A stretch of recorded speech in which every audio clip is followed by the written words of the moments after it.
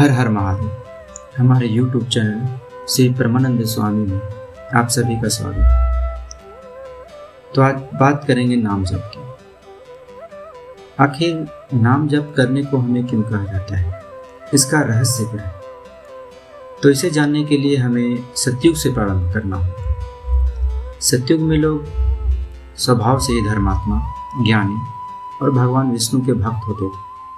सतयुग में भगवान को प्रसन्न करने के लिए मुख्यतः कुछ उपाय करते थे, जिसमें ध्यान और समाधि थी। यह सतयुग की मुख्य पूजा पद्धति थी। लोग ईश्वर अर्थात भगवान विष्णु में मन लगाकर लंबी अवधि अर्थात हजारों वर्षों तक ध्यान और समाधि में लीन रहते थे। दूसरी कठोर तपस्या थी, जिसमें भगवान विष्णु को प्रसन्न करने के लिए लोग कठिन तपस्या और तप किया करते थे।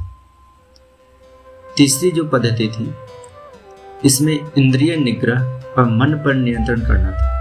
लोग न केवल बाहरी बल्कि आंतरिक रूप से भी अपनी इंद्रियों अर्थात मन, वाणी पर पूर्ण नियंत्रण रखते थे। चौथी दीर्घकालिक योग। इस युग में लोग स्वस्थ और लंबी आयु वाले होते थे, लगभग 1 लाख वर्ष तक। इसलिए वे लंबे समय तक योग का अभ्यास किया करते थे।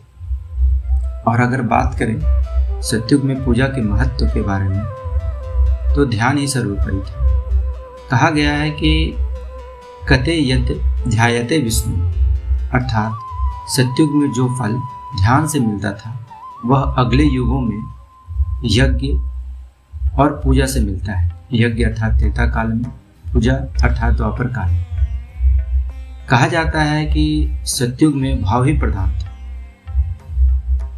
लोगों का जीवन ही पूजा के समान था।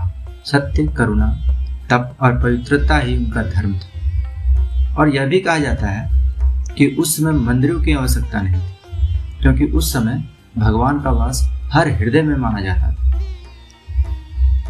इसीलिए यदि संक्षेप में कहा जाए तो सतयुग में भगवान विष्णु को प्रसन्न करने के लिए सर्वोच्च मार्ग ध्यान, तपस्या और समाधि थी।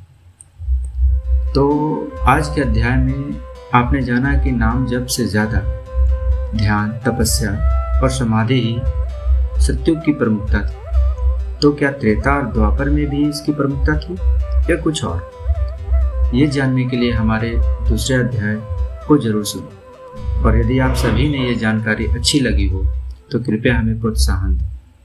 हमारे परम पूज्य श्री परमानंद स्वामी जी।